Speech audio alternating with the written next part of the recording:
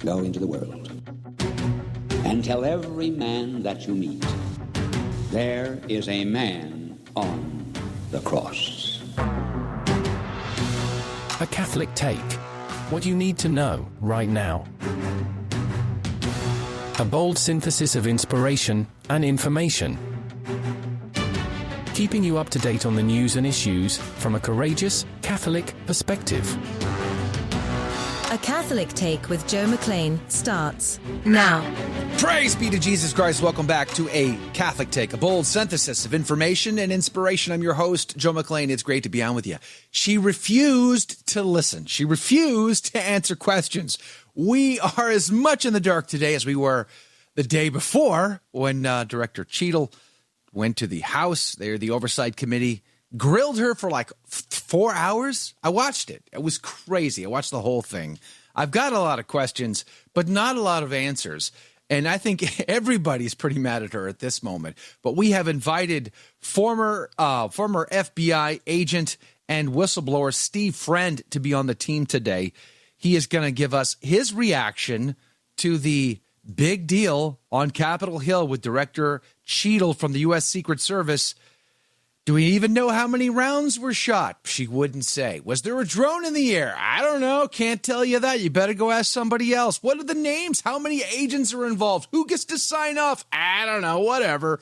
There's lots of unanswered questions. And the drama just keeps getting worse and worse in the headlines today. There's people talking about palace coups taking over for President Biden, who has not been seen since July the 17th. Let that sink in. He's not been seen since getting off the airplane in Delaware. You've not seen a single image of him since. But there was a phone call, Joe. Just yesterday, there was a phone call. Okay, well, there's that. People are saying that he's about to pass away. If that's true, and I have no idea one way or the other, then we better be praying. We better be praying for Joe Biden to be reconciled before it is too late. Let's squeeze the beads this week for Joe Biden. What do you say? Who knows? Let's pray. Let's jump into it because in addition to Steve Friend being on the team to talk about Director Cheatle, we're also going to talk about marriage. Why in the world is marriage so hard?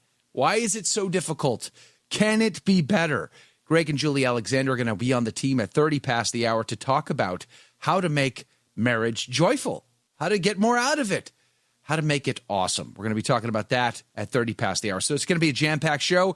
And, of course, your commentary is always welcome, and we want to be in the conversation with you. Go to thestationofthecross.com/ACT to get the show notes, the podcast, but also the live video feed, where just underneath that you can find the links to where you can comment in the program and the after show coming up the top of the next hour. So let's pray. Let's dive in. In the name of the Father, the Son, and the Holy Ghost, Amen.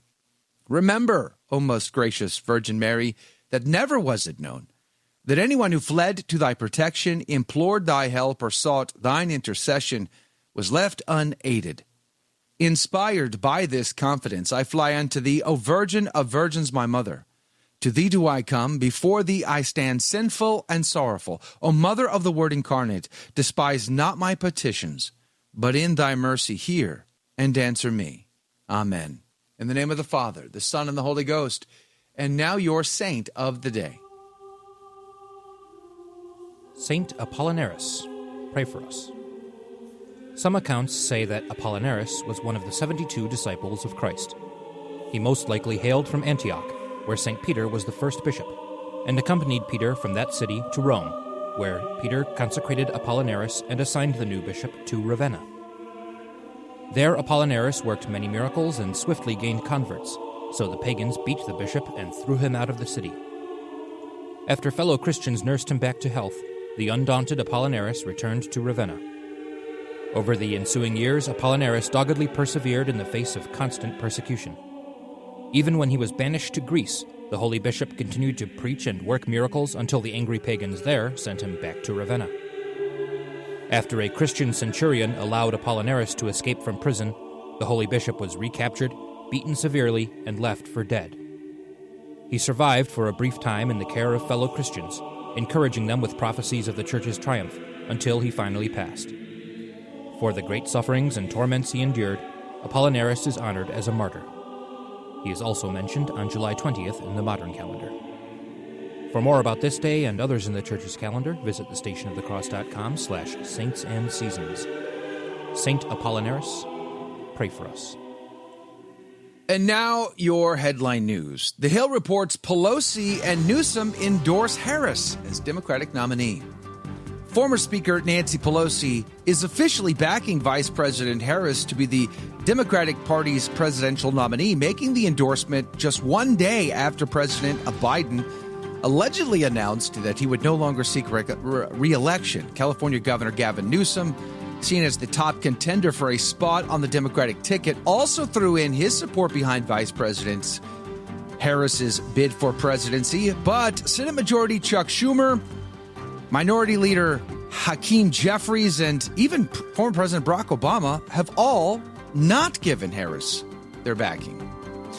Breitbart reports Fandango co-founder dies after plunging 20 floors to his death. J. Michael Klein, the entrepreneur who co-founded Fandango and revolutionized movie ticket purchasing, has died at the age of 64 after plunging from the 20th floor of a luxury hotel. According to TMZ, a suicide note has been found. Beyond Fandango, Klein's career spanned various ventures in the tech and finance sectors. He ran venture capital firms and was involved in private equity through his firm, Accretive. And Roll Call is reporting that House backs Bannon in contempt of Congress appeal. The House filed a brief on Monday in the appeal of Trump ally Steve Bannon that seeks to resurrect legal arguments that the House Select Panel investigating the January 6th attack on the Capitol could not issue subpoenas because it was illegitimate. Bannon is currently serving a 4-month sentence as he appeals his convictions on 2 counts of contempt of Congress filed after he ignored a subpoena from the January 6th committee seeking documents on his testimony about the events leading up to the attack. Monday's brief made 2 arguments: that the committee should have had 13 members, including 5 from the Republican minority, and that it should have had a ranking minority member rather than a vice chair. To issue lawful subpoenas, a requirement to find Bannon in contempt of Congress, the committee had to set up with those features, but it did not, according to the House. And those are your headline news. The gospel today comes to us from Matthew chapter 12, verses 46 through 50. While Jesus was speaking to the crowds, his mother and his brothers appeared outside, wishing to speak with him. Someone told him, "Your mother and your brothers are standing outside, asking to speak with you." But he said in reply to the one who told him, "Who is my mother, and who are my brothers?" And stretching out his hand toward his disciples, he said, "Here are my mother and my brothers. For whoever does the will of my heavenly Father is my brother and sister and mother." The Gospel of the Lord.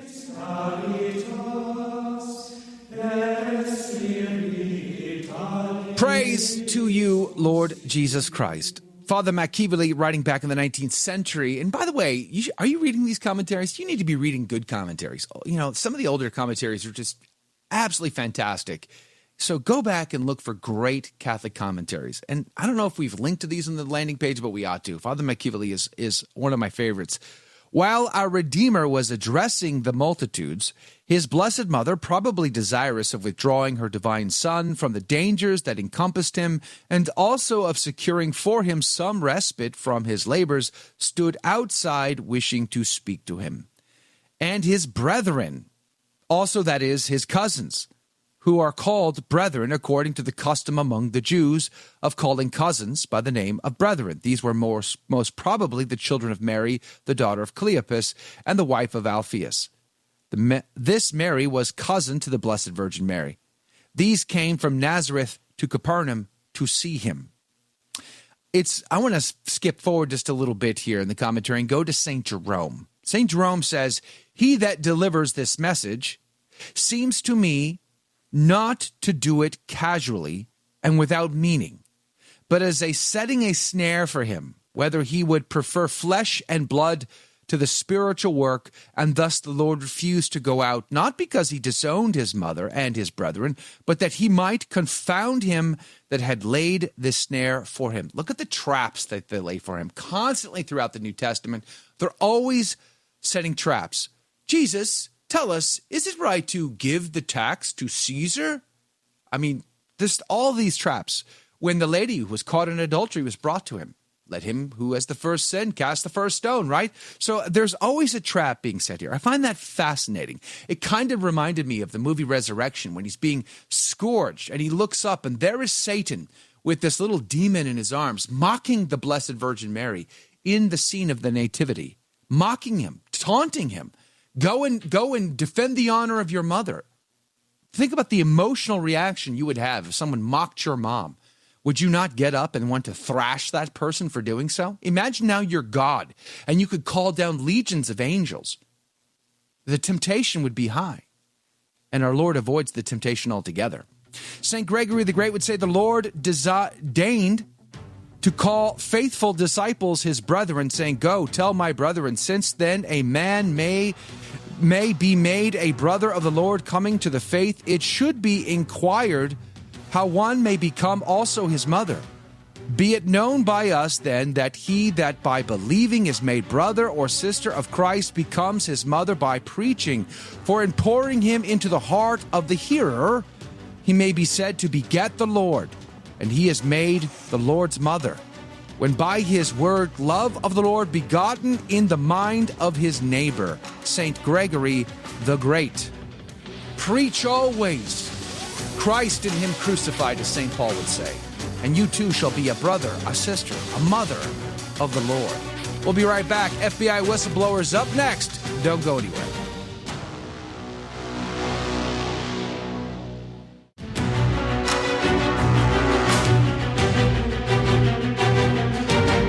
Praise be to Jesus Christ. Welcome back to A Catholic Take, a bold synthesis of information and inspiration. I'm your host, Joe McClain. It's great to be on with you. Praise be to God. Hey, did you do what I did and just spend like 4 hours of your life yesterday watching Director Kimberly Cheatle not respond to Democrats or Republicans in the House Oversight hearing yesterday? It was a doozy, to say the least. I didn't learn anything, not really, other than that they're just not going to tell us what we want to know. But this was one of my favorite clips. Take a listen. How did he fly a drone over the area, period? Any part of the area?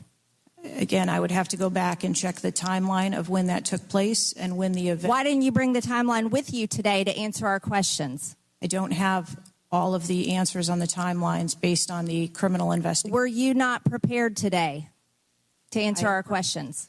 I am prepared to answer the questions based on the information and wanted to be able to provide. Do you have a timeline do you have a timeline at all from any of the day? I have a timeline that does not have specifics. Ooh, a timeline that does not have specifics. Yikes, let that sink in. Joining us right now is Steve Friend. He's a senior fellow at the Center for Renewing America. He's also the host of the American Radicals podcast over on Rumble. We're going to put a link to his podcast as well as to the Center for Renewing America. Steve is also a former FBI agent and whistleblower. Steve, good morning to you. Thank you for your time today. Good morning. Thanks for having me. That was a crazy hearing yesterday, to sit there for 4 hours and listen to Director Cheatle repeatedly refuse to answer questions. What do you make of that as a former FBI agent? Well, I think we've seen it time and time again from other people like her, like Christopher Wray, the director of the FBI, like Alejandro Mayorkas, the Secretary of Homeland Security. They don't fear these hearings. It's just something that they have to get through. They can filibuster for the 4, 6, 8 hours, whatever is necessary, because there's not going to be any accountability. The Republicans that theoretically control the power of the purse strings that are running these hearings haven't used that power to inflict any sort of pain on these agencies. So they figure, look, it's just going to be a rough day, some bad headlines. Each one of the members is going to get their viral moment. We'll get them on cable news tonight, but then it'll be back to business tomorrow. Yeah, it really came down to that. I was really surprised at how many on the Democrat side were actually pressing her as well. A lot of them just use it for gun control opportunity, get some sound bites in, but several of them expressed their frustration and anger at the lack of information. So very bipartisan anger at this point. I think that's at least a decent sign for our country, don't you? I agree with you. Whenever the Venn diagram can overlap, they might disagree on what's behind the reason for the problem, but they are nonetheless agreeing that there is, in fact, a problem. I don't think that they're really interested in solving the problem. That's why I always think if you put the Wonder Woman lasso of truth around all these Democrats that push for gun control, they don't actually want that because they just want the talking point to get elected on. But similarly, I think the Republicans that go in there want to have the pose of being really tough on these leaders, theoretically, of these agencies, when in fact they're just kind of rubber stamping their budget request for the next fiscal year. It's having been in the hot seat for that day and being under fire there and then waiting and looking at my phone and not hearing any sort of follow up on it. I get frustrated with the hearings. I feel like it's sound and fury signifying nothing. One of the things that really frustrates me about this entire process, anything like this that happens, is the Americans seemingly have no right to know. We don't know. Like we don't get to know how many shell casings were found on top of that roof. I don't get to see a map that points out where the van was actually parked. I haven't seen that anywhere. It's supposedly filled with explosives next to a gas line. Where's this gas line? Show me the map. Why don't I get to know that? I didn't ask what the procedures were for Secret Service to protect the Donald Trump. I'm not asking for secret, strategic information that if it got spilled out would put people in harm's way. I want to know who the officer was that was apparently assigned to the roof, but didn't want to stay up there because it was hot, at least according to Senator Josh Hawley's letter yesterday. Why don't the American people get to know these facts? Why are we the ones, we pay the taxes, we keep the government up and running, but we don't get to know any of this? That seems bizarre to me. What say you? This is one of the most frustrating parts of being an American citizen, American taxpayer. And I think the scales fell away from our eyes a lot in the last few years, where the government purported to have secret knowledge about a chest cold that you had to stay home and stay safe and then take an experimental vaccine in order to save grandma. And people lost their trust in the government. And then the problem then is if you don't trust what the government's telling you, you're more inclined to believe anything else, which is why you've seen some of these rampant, ridiculous conspiracy theories. But I share your sentiment and your frustration. That sort of information needs to be transparently available so that we don't have ridiculous allegations like the assistant director of the FBI was undercover standing behind Donald Trump, or there was some guy on a water tower who zip-lined away after he took the second shot. Those things are just laughable, but people don't have anything else to generate an answer in their head. They can't connect the synapses, that they're not firing there because there are so many questions. There needs to be a transparent investigation. Maybe the Congress can authorize a parallel one, because the FBI is certainly never going to pull back the veil whatsoever on this. And they don't have a track record of doing that. They just released the quote unquote motive of the Vegas shooting, and they said it was because of gambling losses. They ruled the congressional baseball shooting where Steve Scalise was almost killed and 10% of the Republicans caucus was summarily executed. They ruled that a suicide by cop, not an assassination attempt. There needs to be some sort of accountability, a fully transparent investigation where you can have that sort of information presented that doesn't compromise the investigation itself. Several members yesterday in the hearing kept bringing up, it's been 9 days. It's been 9 days, Director Cheatle. Why don't you have this information? And I think it was Rep. Paula Luna that came out and said, let's just debunk the myths. Can we just at least debunk the conspiracy theories at the very least? And she mentions lots of things like a second shooter, but it seemed like they're having a hard time getting Director Cheatle to give up any information. Is it fair to say, she said it would take 60 days to come up with a report. That set Ocasio-Cortez really off. They don't have that kind of time to win the next election. So is it reasonable to say that in 9 days after an event of the historical magnitude that we've just experienced, is it reasonable that she would know exactly how the kid got on the roof, exactly which agents were responsible for doing what, exactly when the Secret Service team was informed that there was a potential threat, a suspicious person, and then obviously a threat, and he had a gun or didn't have a gun? Like, there seems to be some basic facts here that even Democrats and Republicans both are saying that you should know this stuff, but she seems to think she had no information and it would take 60 days. Is 60 days a reasonable number? No. I mean, look, this is a tremendous security failure. There needs to be every resource thrown at this available to investigate what actually went wrong for this catastrophic failure to have occurred. And I would respect Director Cheatle more if she said something to the effect of, look, I'm the director of the Secret Service. I have oversight of the entire agency. I don't approve every single ops plan, every single site advance. I can't tell you where the failures were the day of, but I will devote all of my attention to doing that for you in a timely fashion. And 60 days isn't it. But I would think that a week and a half is completely a reasonable amount of time that she should have been prepared. And if she wasn't, she should have sent somebody in her stead or had somebody at her side that could have answered those questions. Do you think she should resign? Oh, unquestionably. This failure here on her. And look, if she had echoed what I just said and said, look, I'm not in the weeds. I'm making sure the trains run on time, but I will devote everything I can to correcting the problem and holding the failed parties accountable. Maybe you give her some grace. But the fact that she's said, well, the buck stops with me, but meanwhile, I'm not going to give you any information, nor should you expect any from me because I don't have it, is just a failure of leadership that she can never overcome. There's too much red in her ledger at this point. You know, I think we mentioned the Vegas shooting a minute ago, and I remember watching that. My mind got so twisted around that whole thing. I just still couldn't understand what happened or why or what the details were. It was so mind numbing. But at least they held, briefings every day. They were trying to tell you, give you some sort of information. We've had a lot less of that with the attempted assassination of a former president. Kind of a big deal. Josh Hawley, in his letter that he put out yesterday, mentions that someone was, in fact, assigned to the roof.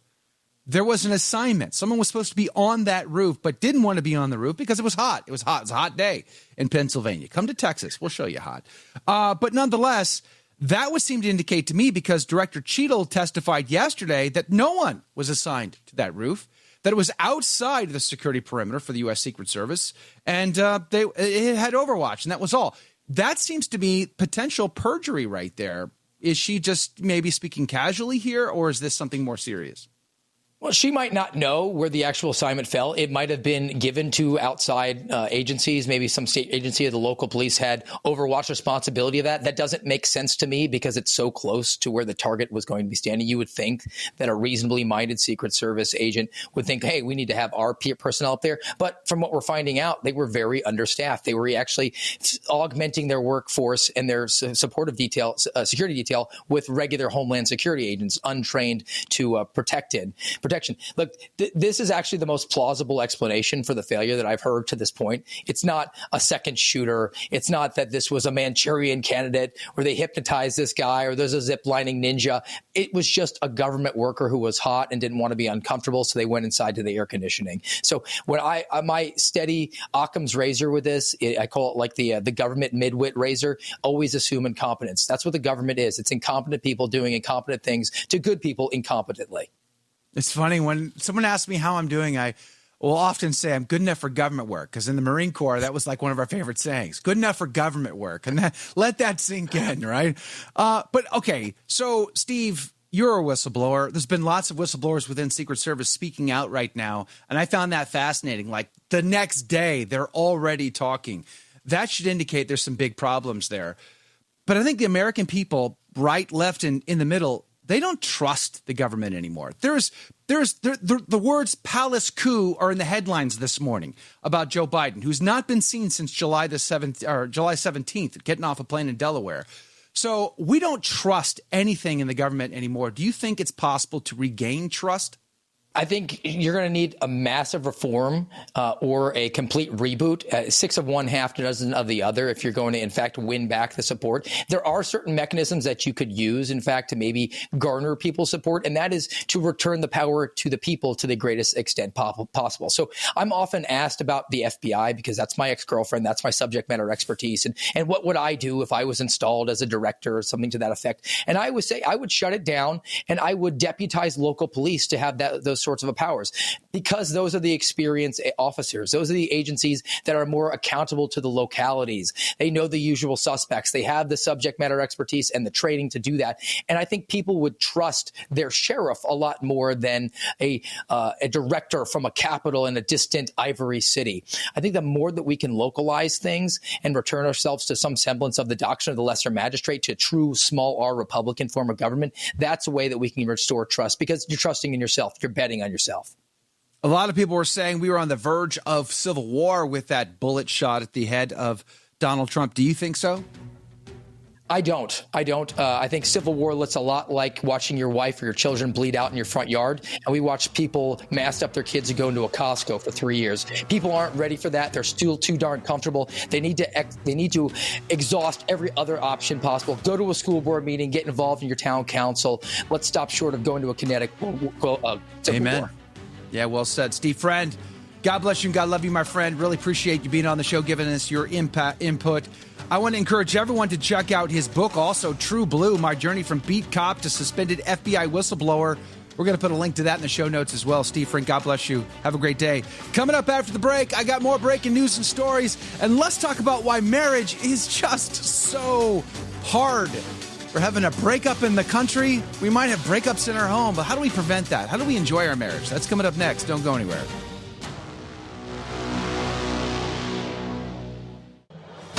This August, for the first time ever, 7 renowned Catholic speakers all under one roof.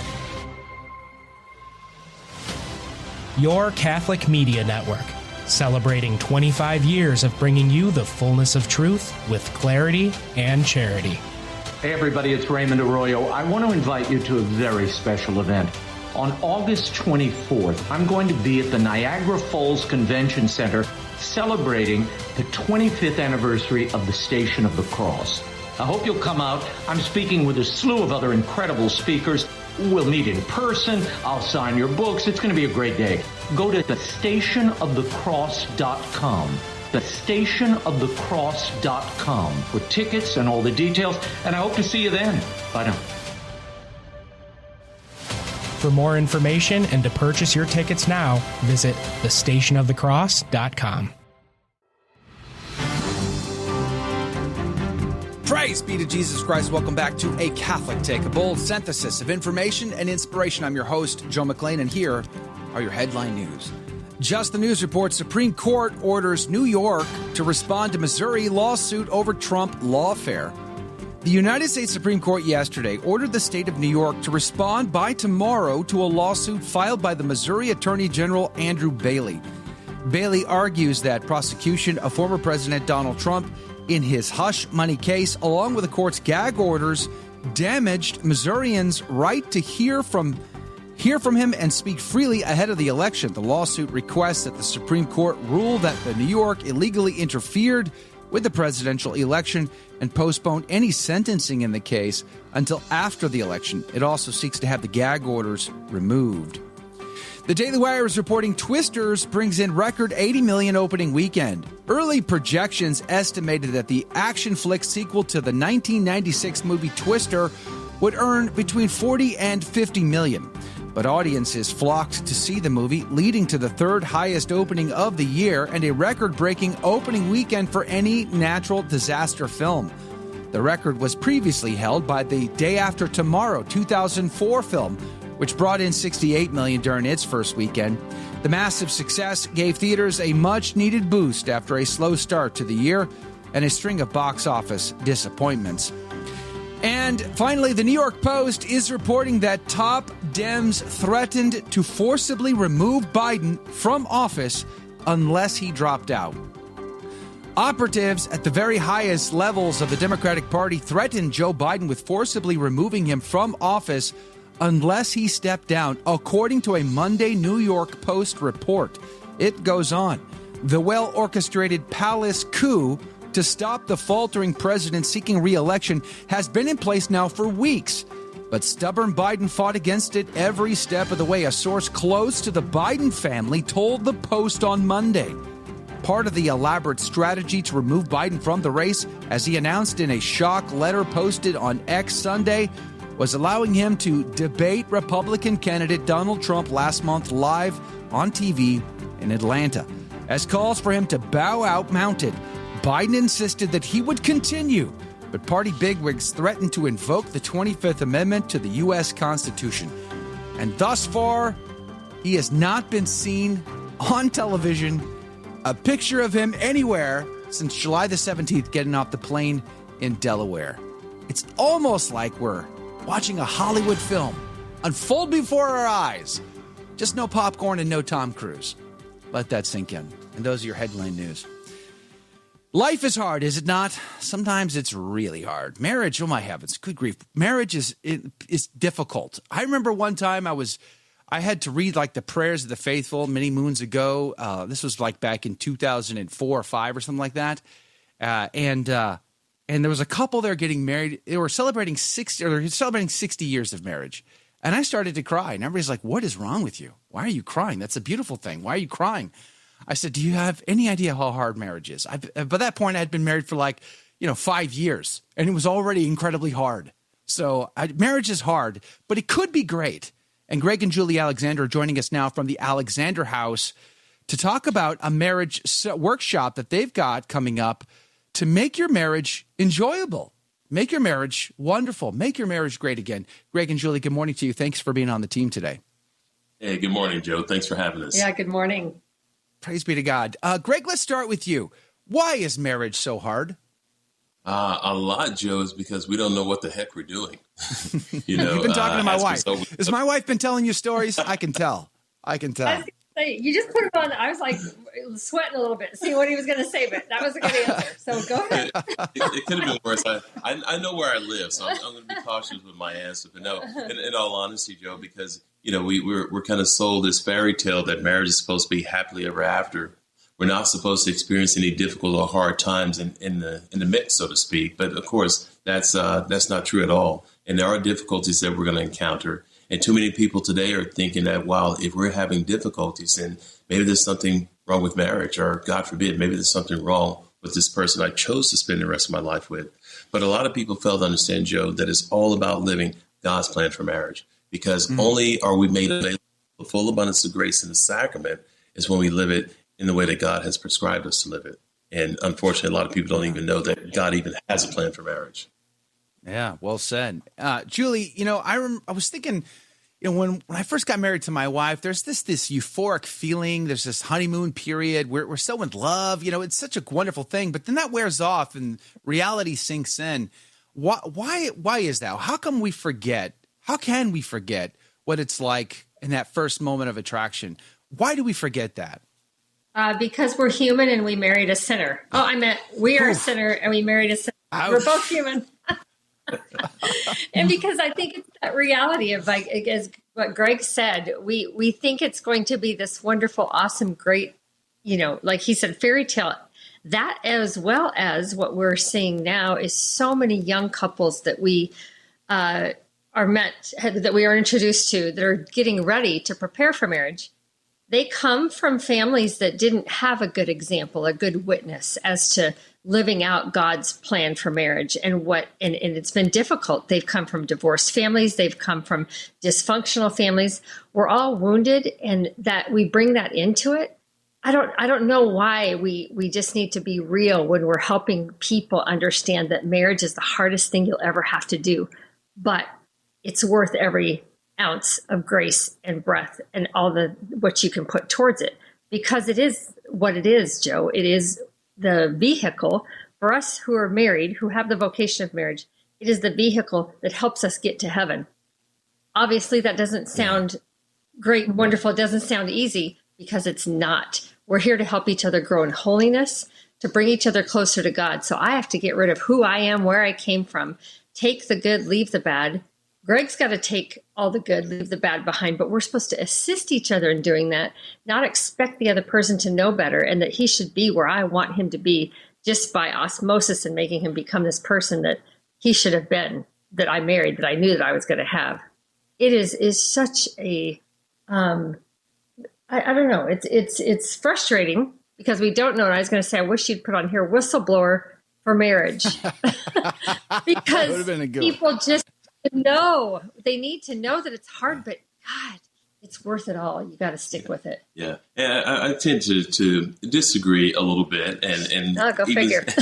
Even starting with what you said about that disillusionment stage. That too is something we've been sold a bill of goods on, because in the last 25 years, Julie and I have worked with well over 5,000 couples, many of which on the brink of divorce came to see us. And we helped those couples be able to go back and rediscover the love that they had in the beginning. So the love doesn't have to go away. Again, no one ever teaches us how to keep it there, how to maintain it. And that's what part of the problem is. And so one of the things we're going to be covering actually in the workshop is what does it mean to be that servant spouse? Because once we come to really understand how to be the servant spouse and to really be able to minister to the heart of the other person, that's where the feelings come from. You know, another lie we've been sold, that love is about the feelings. Love has nothing to do with the feelings. Love is what we do every day when we wake up, where we constantly think about the things we're going to have to say and do that's going to allow the other person to feel love. However, when those things are said and done, the byproduct, if you will, are the feelings. So love is that action, those things we have to say and do. The feelings are the byproduct of us doing things to demonstrate love. Yeah, I get that. But at the same time, I wonder sometimes whether or not my wife speaks the same language as I do. I mean, there's words coming out of my mouth, but there seems to be no understanding of those words. Why is it our communications in couples? I mean, with so much vast experience that you guys have had dealing with couples, why do we continually fail to communicate well with each other? Well, again, a lot of times, as Julie alluded to, Joe, we come from two different families. So we bring into our marriage relationship whatever that communication style was, be it good, bad, or indifferent. It is what it is. It's mine, so it's good.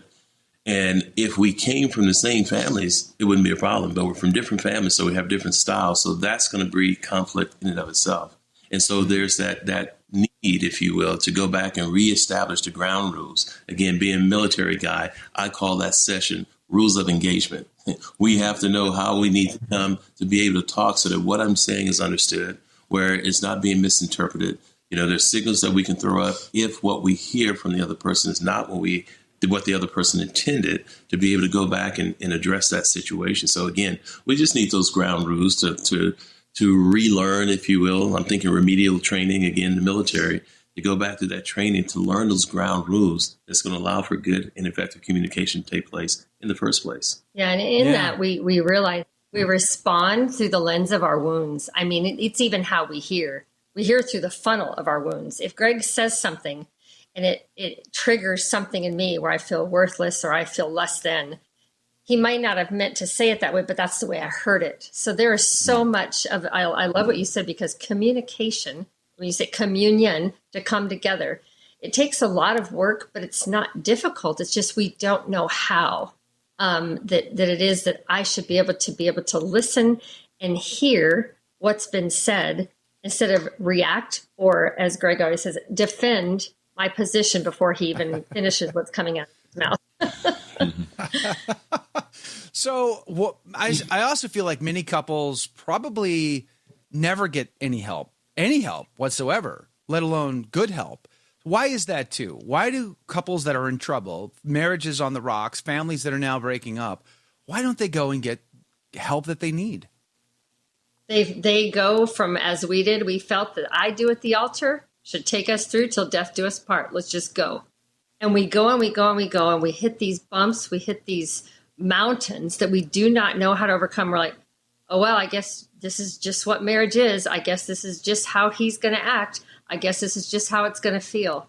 And what you said, look at our world, look at our culture, how much continuing education we have for everything, with what you do in your profession. If you're a doctor, a lawyer, a priest, a pilot, and yet in marriage, what about continuing education there? That's where it needs, because that's the one thing that lasts for a lifetime. And that's what we should give our time and attention to, if that's our vocation.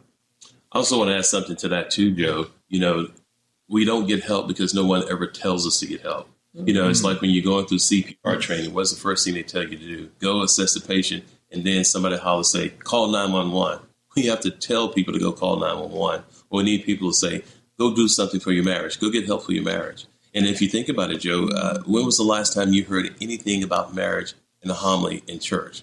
What programs or services do you have there at the parish level to keep educating couples after the I do, to keep them efficient, if you will, in their vocation?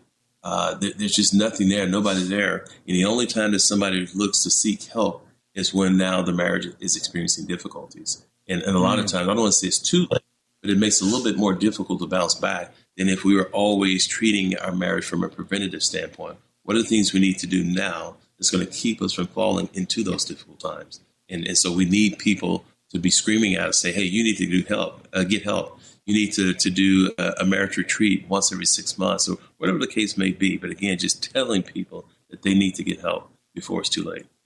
I hear a lot of couples when I've traveled and given talks and told the stories of saints and how they've had difficult marriages. I've heard a lot of people say, but you don't understand my marriage. My marriage is the worst. It's too late for it. There's no fixing it. Is that a fair statement? Are there many marriages that are beyond repair? Joe, I don't believe there's any marriage beyond repair, because the day that we give up hope is the day that we drain the power of the cross of his power. You know, Christ came to give us that hope. And again, a lot of times it's just that we're trying to live it every way that we can think of humanly possible, except the way that God has prescribed it. You know, it's not Dr. Phil who created marriage, not Oprah or anybody else. It was God. And so he wrote the book on it. All we have to do is read it and apply it. And if we do that, we can minimize a lot of problems, but more importantly, we can maintain the beauty that we started our marriages with in terms of the love and the feelings we have towards each other. Yes. Awesome. Hold that thought. Greg and Julie Alexander are our guests. Alexander House is their apostle. We're going to put a link to that in the show notes today. But they have a marriage seminar, a workshop. You can enjoy your marriage. Who knew? Who knew? You can actually like your spouse? What? This is crazy talk.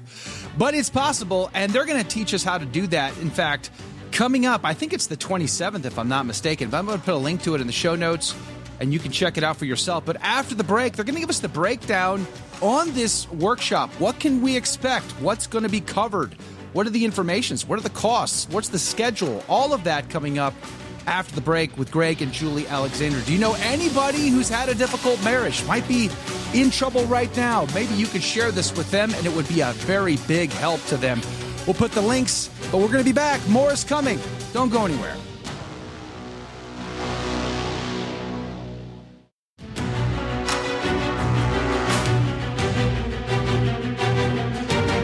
Praise be to Jesus Christ. Welcome back to A Catholic Take, a bold synthesis of information and inspiration. I'm your host, Joe McClain, and it's great to be on with you. Praise be to God. Hey, don't forget, next month, we are hosting a big conference in Niagara Falls, August the 24th. It's a conference. It's also a gala. Candace Owens is going to be there. She's going to give us a little bit of her journey, why she's become Catholic.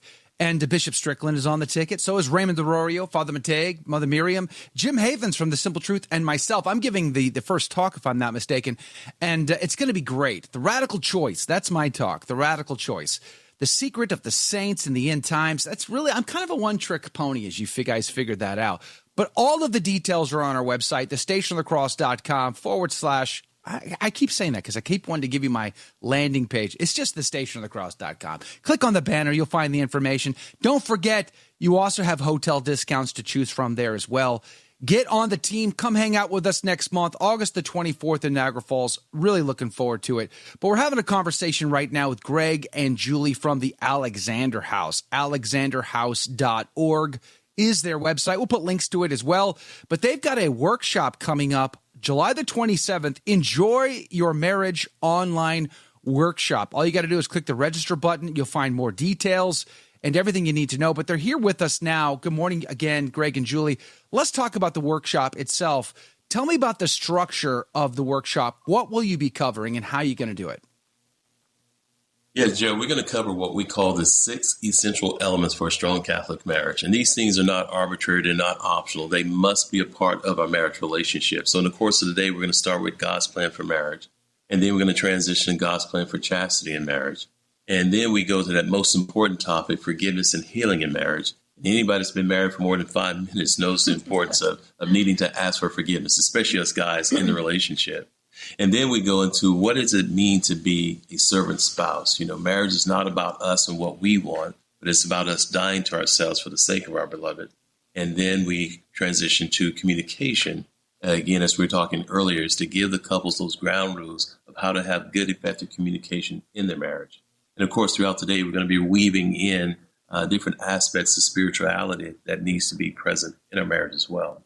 And so we do about a 30-minute talk, maybe 45 as Julie's talking per session. And then we follow.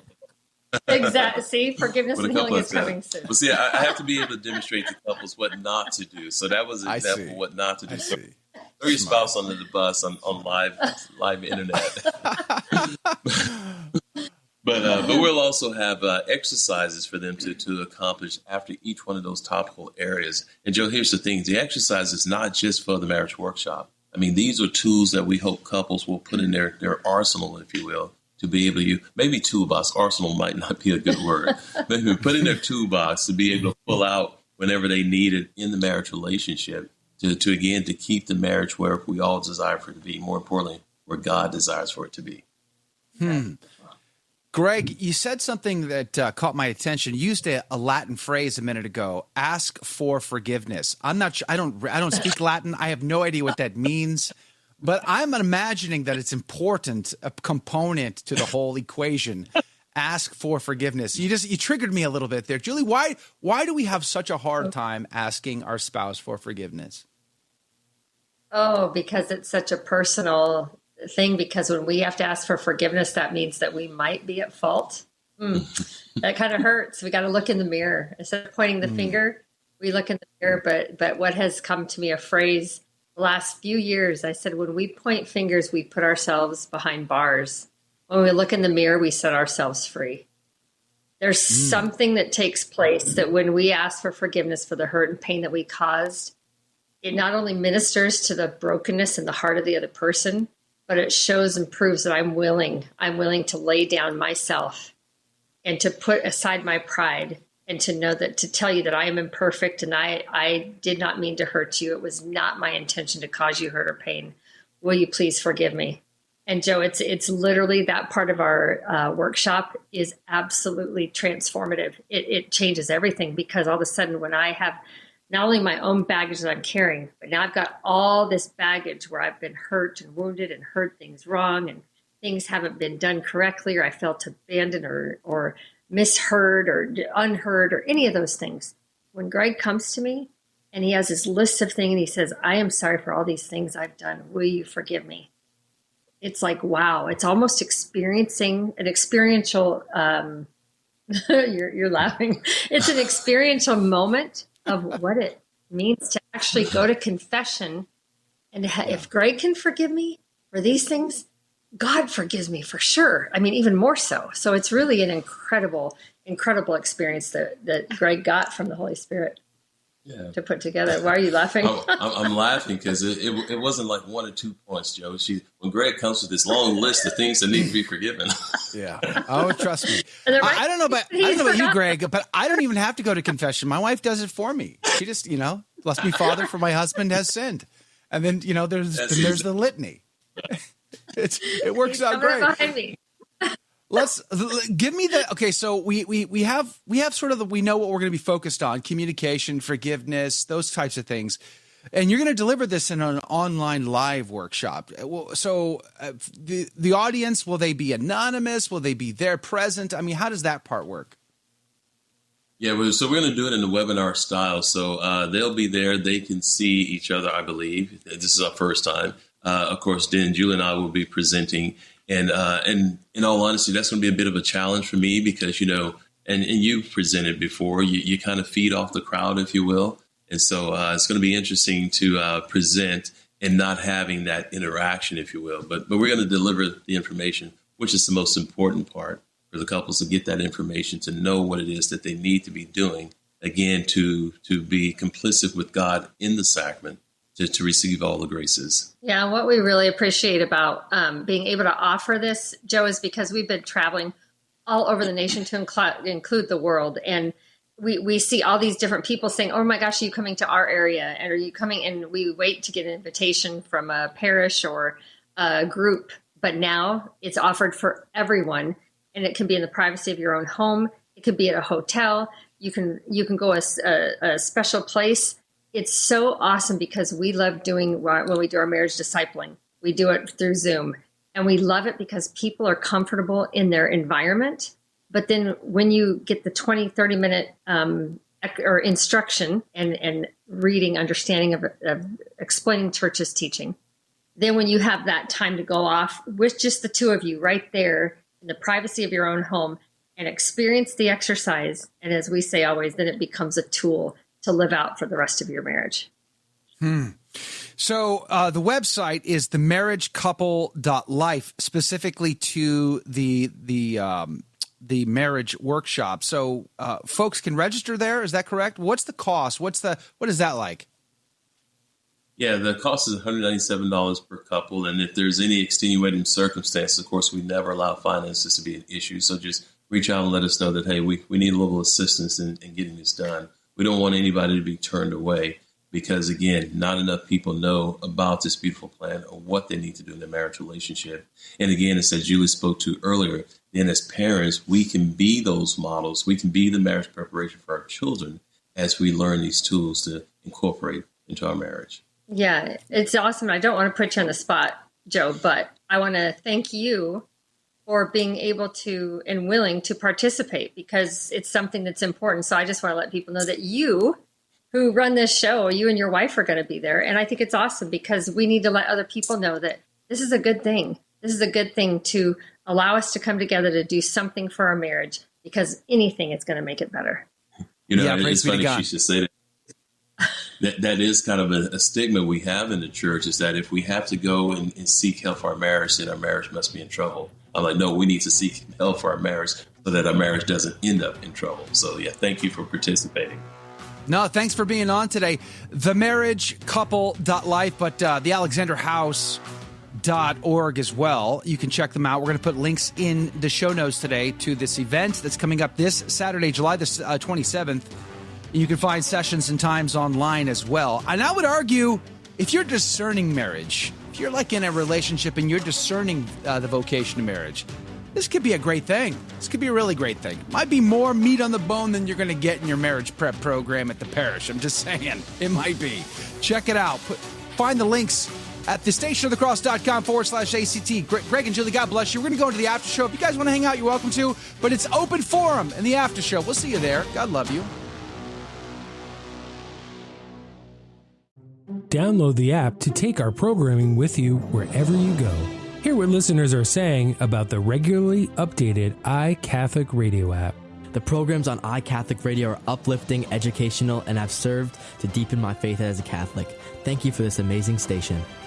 Download the free iCatholic Radio app in your Android or Apple store today. If you already have the app, please consider giving us a 5-star review or telling a friend about it. And we are back. Welcome to the after show. And talk amongst yourselves while I figure out how to get all three of you on the screen at the same time. All right. Good morning, everybody. Praise be to God. Welcome to the team. Who knew that you'd wake up today and you'd find yourself in the middle of a Tom Cruise spy thriller? Like, we live in bizarro times. Today? Just today, Joe?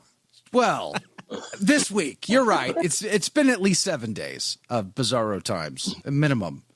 Let me just get scrolled here. Karen Andy Bashaw, good morning to you. Welcome and good morning. Thanks for being on the team today. Paul, our friend from Buffalo. Gus, good morning to you. Sharon is here. Good morning to you, Sharon. Praise be to Jesus. Becky Hansen, good morning to you. Glad you're here. Janice, welcome to the team. Jen Nugent, good morning. Sci-Fi Mike is back. Very active in the chat box. Nothing says dystopian spy thriller movie than sci-fi chatting in the Telegram group on the back end. So I'm glad you're here. Who's in Hawaii and can prove it? Becky Hansen, good morning. Good morning.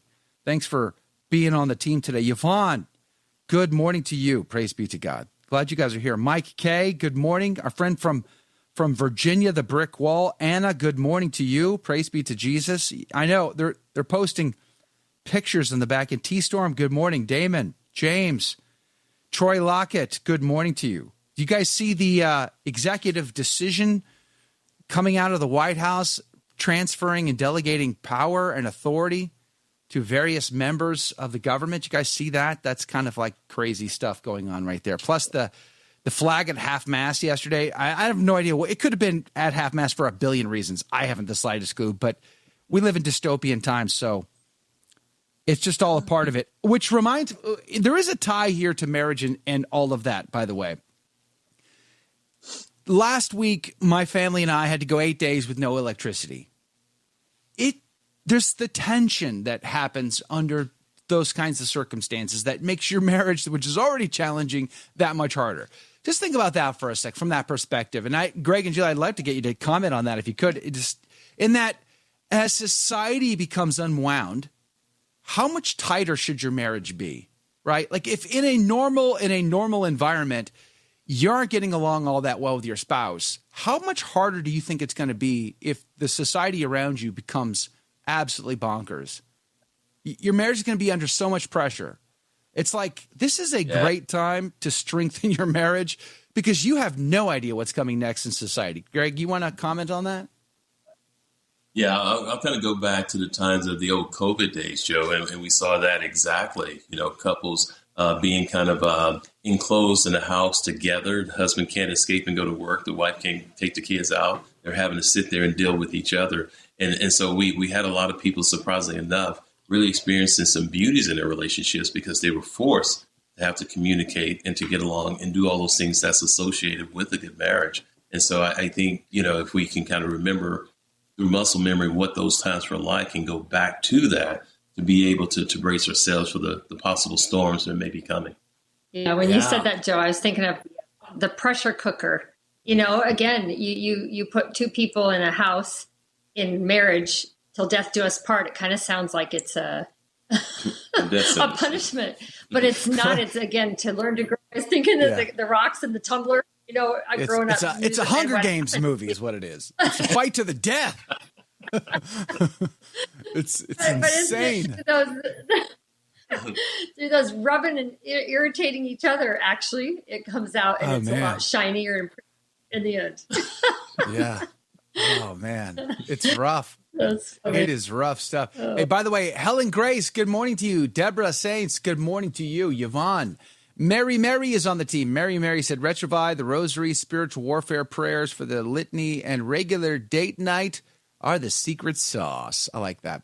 Some of our best date nights have always been marriage counseling, to be honest with you. Like, man, finally you get to, it is worth every penny to pay someone to interpret what your spouse is trying to say. Like, that is like, man, take my money, please. Good grief.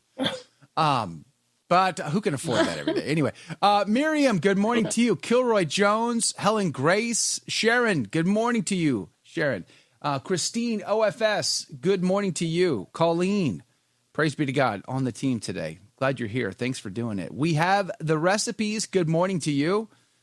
Jeff Burrier is on the team. Good morning to you, Jeff. We crossed ships in the night there in Oklahoma a couple weeks ago.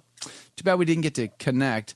Let's see here. To pray for my Helen asked for prayers for her sister, stripped of license, almost in jail. What? That's pretty tragic. We'll be praying for your sister for sure. Kilroy Jones, good morning to you. Alberto, our friend from the UK, good morning to you. Praise be to God. Glad you guys are here today. Thanks for doing it. Frank Rangel, good to see you. Pola Chicho, mi amigo. Que tal? Good luck. Good luck is on the team today. I'm glad to hear it. Praise be to God. Been married 46 years. Problem is now most people have their heads stuck in cell phones and believe everything they see it and they think it, then they're missing out. That is a big issue, huge issue. And I'm only speaking for myself here. Like, man, as a kid, I had like one of those, remember the boob tubes, like the old cathode ray tube televisions? And I had like the little, I had one of those in my room. It was black and white, actually. And as a kid with hardly any supervision, because my parents were divorced, my mom, had to work. So I was home all day in the summer times, watched whatever I wanted. Any old time I wanted to watch it, got to watch it. That behavior, I think, has translated into my adult years now with this in my hand. Tell me, Greg and Julie, tell me about your thoughts on how the phone and ubiquitous internet access has challenged marriages even further. It's almost killing marriages in and of itself, Joe. Not only the fact of using the screens, but the places they visit on the screens. For guys, the pornography. For ladies, the social media, hooking up with old friends, old boyfriends even. That causes so much stress, strife, and trouble in the marriage relationship. So, yeah, it's something we need to be able to temper a little bit. And maybe even as a couple set boundaries around how those devices are going to be used, especially in the presence. Like if you're going to be home and dinner time, no phones at the table. We have some couples that even told us what they do is they have these boxes on the counter in the house. And so when they come in, everybody drops the phone in the box and no screens around the house. But yeah, and you see it also too filtering down to the kids, like possibly after watching mom and dad indulge so much in the screens as well. So yeah, it's a big problem in relationships, and it's something that we need to really put into check to make sure that they're not causing any additional division in the relationship. Yeah, it creates an experience of deafness, honestly. It's people get so involved into what they're seeing, what they're watching, and negating and ignoring the other person. So it just has created a distance.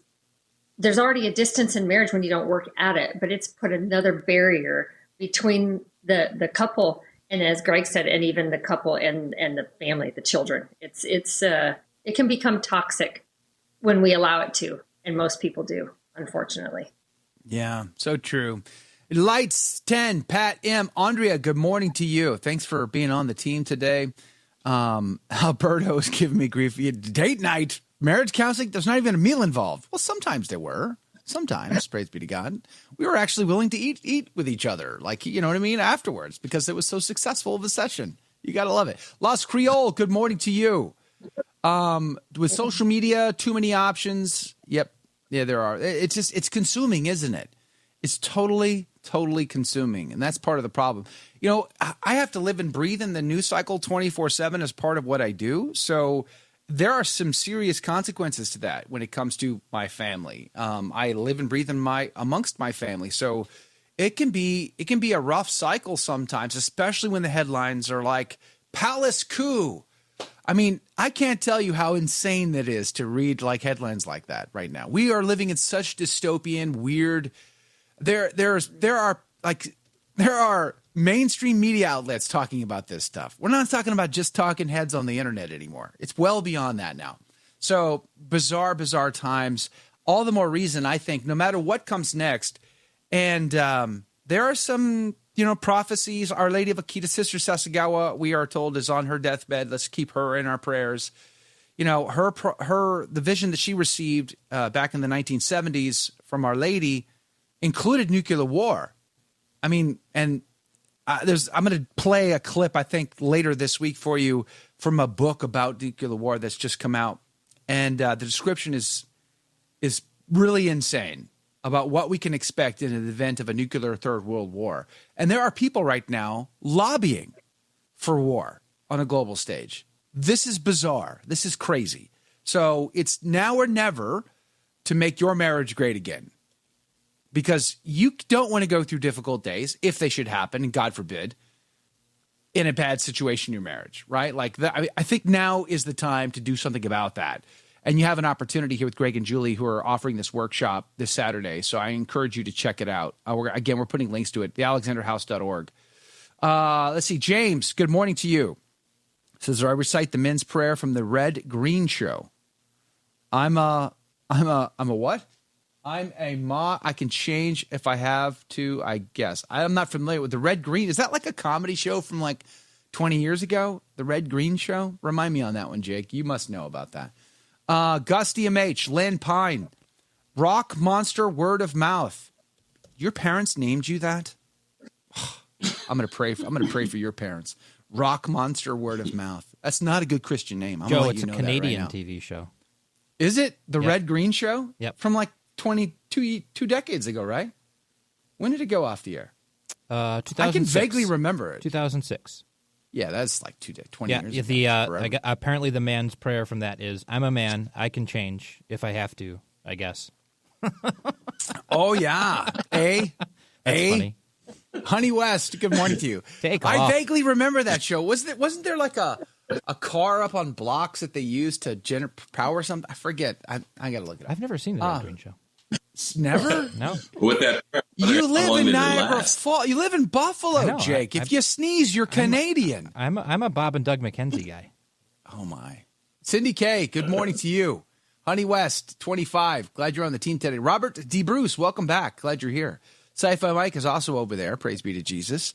Helen Grace is like, oh, yes, the Red Green Show. Saw him. He is Canadian. Are they really Canadians? Isn't it just the 51st state of America? Let's just be honest about that, okay? Jane, I'm kidding. It's a joke.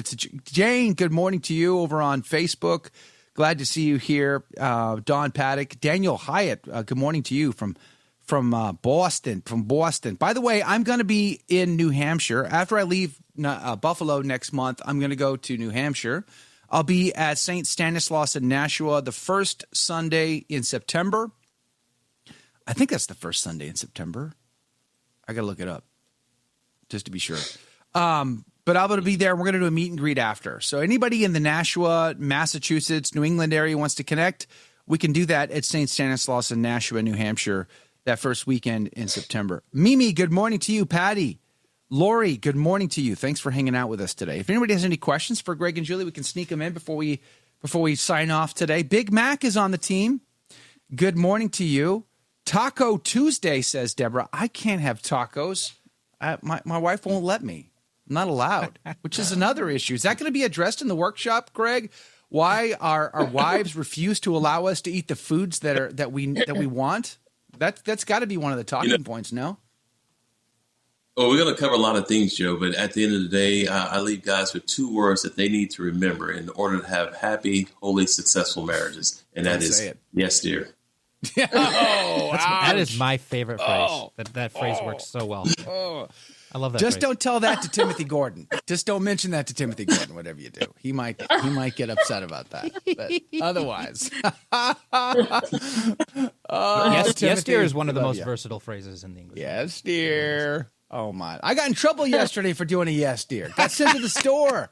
I got sent to the store to buy something, so I did. Yes, dear. Went and bought it. Came back with something extra, just a little something extra. Nothing too big. Got in trouble for going above and beyond on that one. That's too bad.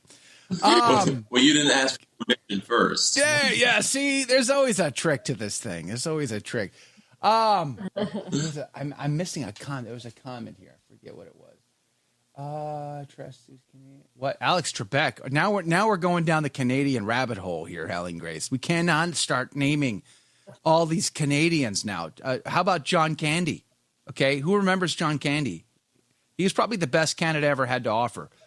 Studebaker Houck is back. I haven't seen Studebaker in the comments in a long time. She's right no matter what you think. You mean my wife? My wife is right no matter what I think? That's rough. Okay. Mary, good morning to you. Yes, dear, says Mary. That's like a key phrase, I suppose. I'll have to write that one down and try to remember that one for later. In Proximus, good morning to you. Praise be to God. Let me depart from marriage for just a moment. And Greg and Julie, I'd love to give you a chance to comment on or give me your thoughts. You might not want to, and that's fair if you don't. But you guys are of my similar vintage. Okay, so practically old at this point. We've been around the block a time or two. Have you ever seen anything so crazy as the headlines we're experiencing these last couple of weeks? Never. No, Joe. It's much like you said earlier. It's like we're living a movie with a different movie every day. And it's just, you want to pinch yourself sometimes to make sure you are indeed awake when you look at some of the craziness that's happening in not only our society, our culture, but in our world. I thought of that movie the other day, Truman, with Jim Carrey, and he grows up and he's watched with the government. They have a camera on him his whole life. And at the end, with the boat, it goes through the scene, like the sky,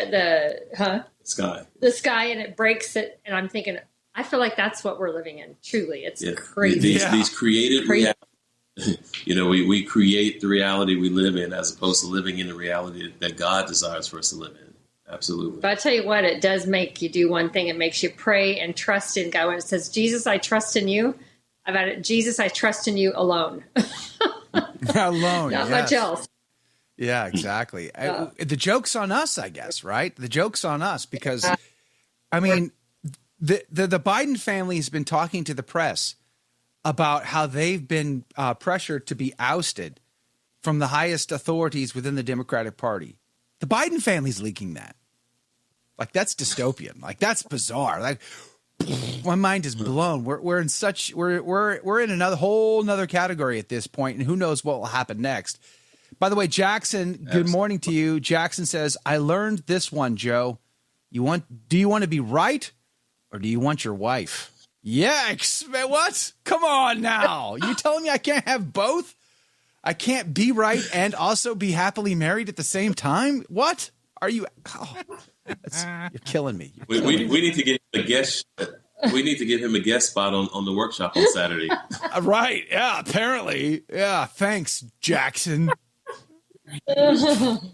Yikes.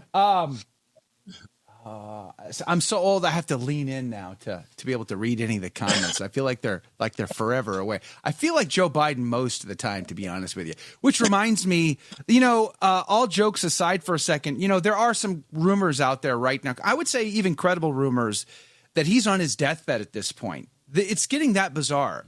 If he's about to die, we need to pray for him that he might be reconciled before death. I think it was my friend Michael Hitchborn said yesterday, 100 years in purgatory is infinitely better than forever in hell. So pray for Joe Biden if he dies today or 20 years from now. I have no idea. But my point is pray for his conversion before it is too late. Pray that he is reconciled. He has embraced mortal sin publicly. That's a very serious thing. So let's pray for his salvation in whatever time he has left on earth. It is a crazy situation that we're seeing unfold before our eyes these days, which again goes back to this notion that I tend to have is the devil, the diabolic feel unleashed in these times. They feel like we're just seeing like that hockey stick graph, they're just taking off. Our exorcists have said that. I feel that means the attack on marriage is going to be that much more intense in these final days, and however days there are left, and again, if we can't function well in a normal and operating environment, how do we expect to function well in a desperate environment? And the 8 days no power is a taste test of what could be. The lockdown is a taste test of what could be in the final days, whenever that does turn out to be. So marriage is so vitally important. And I wish I would do it better, which is part of the reason why we're looking into the workshop, because my wife and I are two very stubborn people. And it's hard for stubborn people to get along, but necessary nonetheless. Christine says the Oval Office is empty. President Trump can now take his office back. I think we are a long way from that potentiality, I would say, Christine. You have another 100 days to go. Even Ocasio-Cortez made that clear yesterday in that briefing on Capitol Hill. That went 4 hours with Director of Secret Service Kimberly Cheatle. Even Ocasio-Cortez was like freaking out about how much time is on the clock and what needs to get done in order to secure the next 4 years for the Democrat Party. They're all really, really freaking out. It's pretty insane. Hold on. What is this? What? Okay, this rock monster. What are you saying here? It's okay to cheat when it comes to food. Are you? Am I allowed to do that? Can I cheat when it comes to food? Greg and Julie, is that allowed? Am I allowed to cheat? Am I ruining my marriage if I cheat on my food? Yeah. You don't want to create any bad habits. Today, food. Tomorrow, your wife. Wow, man. Yeah. Well, I mean, what was it? What was it? Paul Newman said. Why go out for hamburger when you have steak at home, right? Why go? But I'm bummed. That was Paul Newman, I believe. Was it really? Yeah, that was Paul Newman and Joanne Woodward. Yeah, the late great Paul Newman said that he was infamously in Hollywood faithful to his wife. So. Yikes. Ouch. He was asked about it. He said, why would I go out for hamburger when I have steak at home? That's what he said. Why go? Harmony Gordon is on the team. Say that again, Julie? I said that's what men need to do more often is not only build up and lift up their wives, but do it in public. My heart just melted. Yeah. So I'm writing that down for Greg to say. There you go. Often. Really, it's good. I will be reciting it on Saturday. There you go. Oh boy, man! Look at you, hook, line, and sinker. I'm pretty sure, like even St. John Chrysostom says that in his marriage homilies. He's like, build up your wife, call her by the sweetest names always, do all these things. St. John Chrysostom gets critiqued from a politically correct perspective because he says harsh things about, women who dress immodestly and things like that. He's very, very harsh on them. He's extremely romantic when it comes to marriage. Like his advice, he's all like, when you first are wed, take your bride in your arms and tell her that the last thing you ever want is to be of a different mind from her and all this sort of thing. Like he's got very, very, very romantic marriage advice. I love his homilies on marriage. Wow. I highly recommend them. That's awesome. You can find them. Especially if you think about the time in which he was writing. Yes. That was not a time known. That's not a time in history known for romantic marriages. Arranged marriages would have been more. Well, arranged marriages for the royalty and the nobility, but the common folk, it wasn't as common. Would have still happened, but he was living in the midst of the Byzantine Empire. You still have a lot of Roman customs, which was Roman law was very harsh on women compared to medieval Catholic law, which was a lot more what's the word? Not lax, but it was a lot more respectful of female dignity as opposed to the Roman law. So he's living in the midst of that, and there's corruption and degeneracy in the big capital of Constantinople and everything. So his stuff actually, when you read it and go beyond the politically incorrect quotes that get thrown around, his stuff is really eternally relevant to us and just often really romantic from the stuff I've read. It's great. Highly recommend. I love St. John Chrysostom. Highly Susanna recommend. just said, well, good morning to you. Thanks for being on the team today. Susanna says, I'll need to have my husband listen to those homilies. Yes. Well, maybe, hey, that's an opportunity there, Jake. Why don't you narrate some of those homilies into Saints and Seasons? Oh, yeah, I should do that. I'll put those up as extras. That would be cool. For his feast day or something like that. Yeah, I could do that. Yeah, it's a great idea. A book of them. Yeah, that'd be wonderful. So be on the lookout for that, Susanna. I was going to say I could think about this for a moment.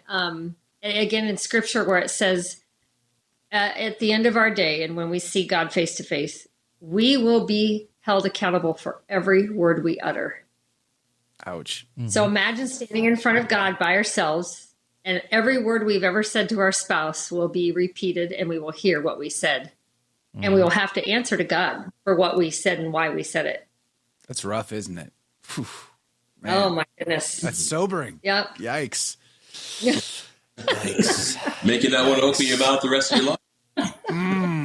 It makes me want to change careers all of a sudden, like real quick. Find a different job. By the way, Gordon Lightfoot got mentioned as one of the great Canadians. Gordon Lightfoot, God rest his soul.